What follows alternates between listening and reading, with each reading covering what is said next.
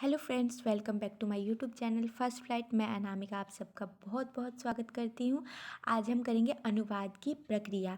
Friends, आप लोगों से एक रिक्वेस्ट है कि अनुवाद की प्रक्रिया समझने से पहले मैंने एक पहली इससे वीडियो बनाई है, उसमें मैंने बताया कि अनुवाद की परिभाषा क्या है और अनुवाद के प्रकार कितने हैं।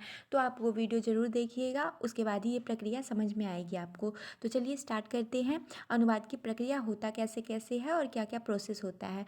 तो प्रक्रिया शब्द अंग्रेजी के प्रोसेस का पर्याय है, जो प्रक्रिया के संयोग से बनकर विशिष्ट क्रिया का बोध कराता है। किसी कार्य की प्रक्रिया या विशिष्ट क्रिया को जानने का अर्थ होता है कार्य को कैसे संपादित किया जाए। यानी कि फ्रेंड्स, इसमें हम पढ़ेंगे कि अनुवाद की प्रक्रिया कैसे कैसे, यानी कि उसके कितने चरण हैं, कौन कौन से चरण हैं, उसमें कैसे कैसे कार्य संपादित किया जाता है। इस अर्थ में अनुवाद कर्म में स्रोत भाषा से लक्ष्य भाषा तक पहुंचने के लिए जिन क्रमबद्ध सोपानों से होकर गुजरते हैं, उन सुनिश्चित व स्वोद्देश्य सोपानों को अनुवाद की प्रक्रिया कहा जाता है। मतलब कि फ्रेंड्स, कि जिन जिन सोपानों या जिन जिन क्रमबद्ध रचनाओं की वजह से के कारण हम स्रोत भाषा से लक्ष्य भाषा में अनुवाद करते हैं, उसे ही हम क्या कहते हैं, अनुवाद की प्रक्रिया कहते हैं, या चरण कह दीजिए या प्रक्रिया कह दीजिए।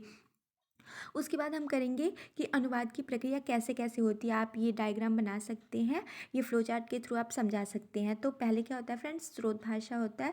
स्रोत भाषा को हम पहले पढ़ते हैं, समझते हैं, उसका विश्लेषण करते हैं, उसके बाद उसे ट्रांसलेट करते हैं, अंतरण करते हैं, उसके बाद उसका पुनर्गठन करते हैं और देन लक्ष्य भाषा में कन्वर्ट हो जाता है, जो हमारा अनुदित रचना कहलाती है। उसके बाद अनुवाद की इस प्रक्रिया के कितने चरण हैं? 2 चरण है। पहला क्या है? अर्थ ग्रहण, और दूसरा क्या है? संप्रेषण। तो पहले हम जानेंगे अर्थ ग्रहण क्या होता है, इसमें क्या क्या पढ़ने की ज़रूरत है हमें। तो अर्थ ग्रहण होता है, अर्थ ग्रहण का संबंध मूल रचना का अर्थ समझने से है। अर्थ ग्रहण समझने की ऐसी प्रक्रिया है जिससे हर पाठक को गुजरना पड़ता है। अर्थ ग्रहण क्या है कि मूल रचना जो है, मूल स्रोत भाषा जो है, उसे अच्छे से पढ़ना होता है, पढ़कर उसके अर्थ को समझना होता है। जब एक सामान्य पाठक के रूप में किसी उपन्यास, कहानी आदि को पढ़ते हैं तो एक दो कठिन शब्दों को छोड़ा जा सकता है, परंतु जब एक अनुवादक के रूप में उपन्यास, कहानी आदि को पढ़ते हैं तो किसी शब्द को छोड़कर आगे नहीं बढ़ा जा सकता है, क्योंकि उस शब्द की भूमिका मूल रचना में क्या है और लक्ष्य भाषा में कैसे करना है, यह अत्यधिक महत्वपूर्ण हो जाता है। मतलब कि फ्रेंड्स, अगर हम सामान्य पाठक की तरह अगर किसी रचना, मूल रचना को पढ़ते हैं तो हम नॉर्मली आगे बढ़ सकते हैं, एक दो वर्ड्स को स्किप कर सकते हैं, लेकिन जब हम एक अनुवादक की तरह पढ़ते हैं तो हमें एक एक वर्ड को ध्यान से पढ़ना चाहिए। उसके बाद हम करते हैं अर्थ ग्रहण के 3 चरण हैं।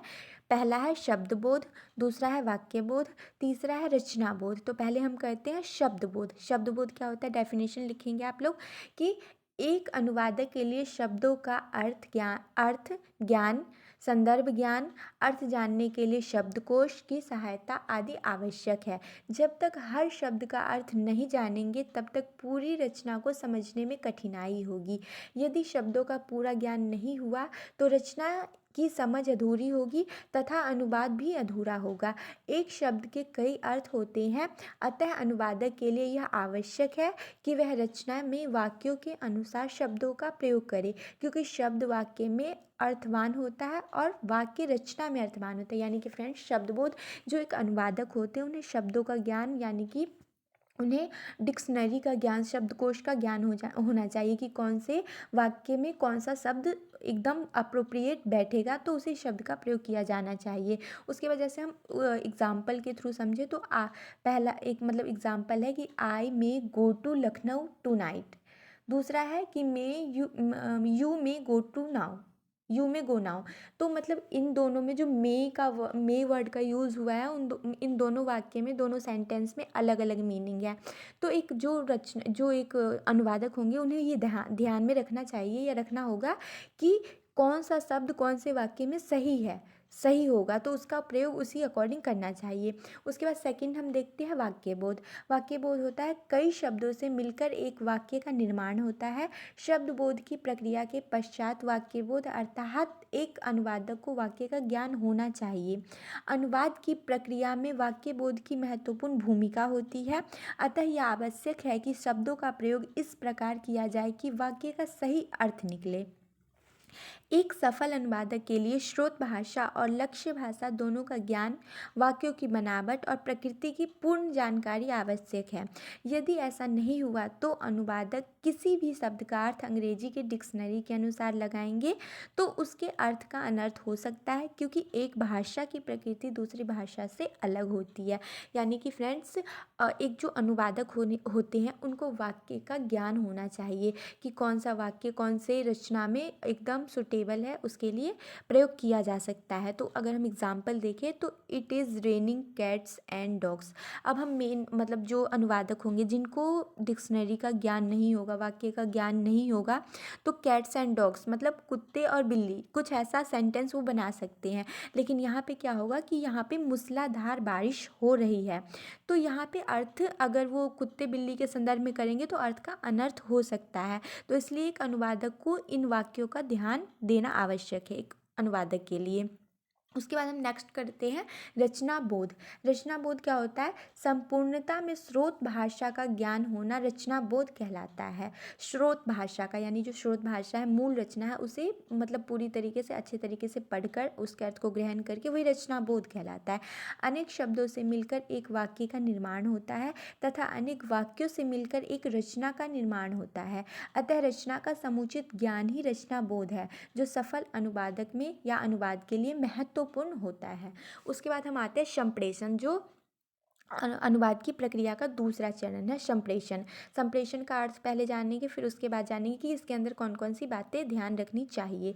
तो पहला है मतलब संप्रेषण का अर्थ, तो दूसरों तक पहुंचाने के लिए अपनी भाषा में वही बात कहना संप्रेषण कहलाते हैं। मान लीजिए फ्रेंड्स कि आपने कोई मूल रचना पढ़ी और आप उसी मतलब अपने शब्दों में उन वाक्यों को या उन रचना को दूसरों तक पहुंचा रहे, तो वो संप्रेषण कहलाता है। उसका मूल पाठ में कही गई बातों को अपनी भाषा में कहना संप्रेषण है। संप्रेषण की सफलता इस बात पर निर्भर करती है कि अनुवादक पहले चरण यानी कि अर्थ ग्रहण में कितना सफल रहा है और कितना असफल रहा है। मतलब सिंपल सी बात है कि अगर अर्थ ग्रहण मतलब कि अगर रचना मूल रचना का अर्थ ही नहीं जान पाएगा संपादक, जो मतलब अनुवादक होंगे, वो संप्रेषण मतलब उस रचना को संप्रेषित कर ही नहीं पाएंगे। तो यह आवश्यक है कि अर्थ को पहले अच्छे से ग्रहित करना, उसके बाद संप्रेषण करना, ये एक अनुवादक के लिए बहुत मतलब मायने रखता है। उसके बाद संप्रेषण करते समय अनुवादकों के लिए ध्यान देने योग्य बातें जिनका प्रयोग कर अनुवादकों द्वारा अनुदित रचना को अत्यधिक सफल बनाया जा सकता है। अब अनुवादक को संप्रेषण करते टाइम क्या क्या किन किन बातों का ध्यान रखना चाहिए? तो पहला है शब्द की समतुल्यता का सिद्धांत, दूसरा है श्लिष्ट शब्द, तीसरा है वाक्य की समानार्थकता का सिद्धांत। अब पहला हम देखेंगे शब्द की समतुल्यता का सिद्धांत, शब्द की समूल्यता का सिद्धांत। तो इसका डेफिनेशन देखें तो मूल रचना में प्रयुक्त होने वाला शब्द जब समान रूप से खोजकर लक्ष्य भाषा में प्रयुक्त किया जाता है तो उसे शब्द की समतुल्यता या समूल्यता का सिद्धांत कहते हैं। एक शब्द के कई अर्थ मूल भाषा में मिलते हैं, जो एक कठिन कार्य होता है। वहाँ यह आवश्यक हो जाता है कि अनुवादक का मूल भाषा में कितनी पकड़ है, यानी कि शब्द की समतुल्यता। यानी कि मान लीजिए फ्रेंड्स कि आपने कोई मूल रचना पढ़ी, मूल कृति पढ़ी, उसी का हूबहू उसी के मतलब वजन के बराबर आपने उसी शब्द का मतलब उसी के जैसा मिलता जुलता शब्द आपने लक्ष्य भाषा में प्रयोग किया, तो शब्द की समूल्यता या समतुल्यता का सिद्धांत कहलाएगा।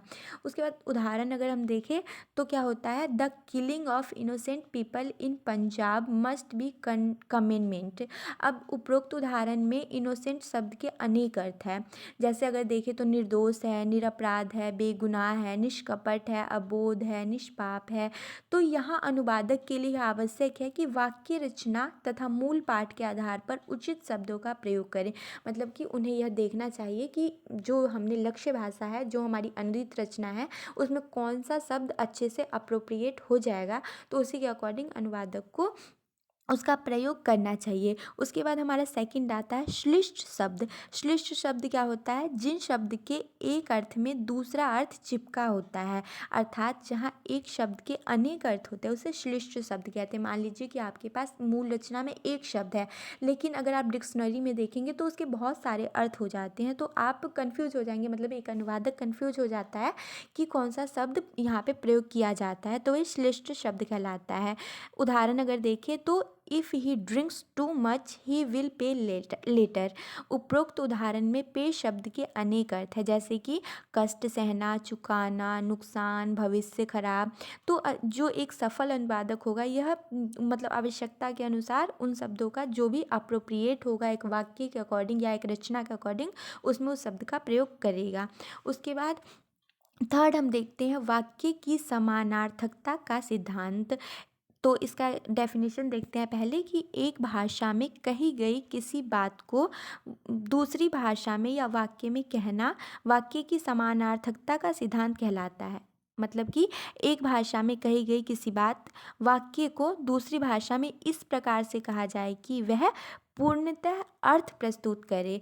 जैसे कि अतः के लिए यह आवश्यक हो जाता है कि जो वाक्य मूल भाषा में प्रयोग किया गया है वही वाक्य समान अर्थ में लक्ष्य भाषा में प्रयोग करना आवश्यक है। यानी कि फ्रेंड्स कि जैसे मान लीजिए कि आपने कोई मूल रचना पढ़ी, मूल कृति पढ़ी, तो उसमें जो वाक्य है जिसका मतलब जो अर्थ है मूल रचना में वाक्य का वही अर्थ लक्ष्य भाषा में भी प्रकट हो, वही वाक्य की समानार्थकता का सिद्धांत कहलाता है। अब इसमें एग्जाम्पल देखें तो I shall go with you to the meeting if you come on time. मतलब स्रोत भाषा में ये है, तो इसमें कहेंगे कि अगर आप समय पर आ गए तो मैं भी आपके साथ चलूँगी या चलूँगा।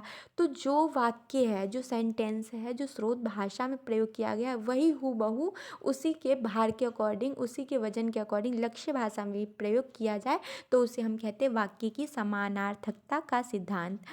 तो आज के लिए फ्रेंड्स इतना ही। नेक्स्ट वीडियो में मैं कोई और टॉपिक लेके आऊँगी। तो थैंक यू फॉर वॉचिंग मी और आप लोग अच्छे से कर लीजिएगा।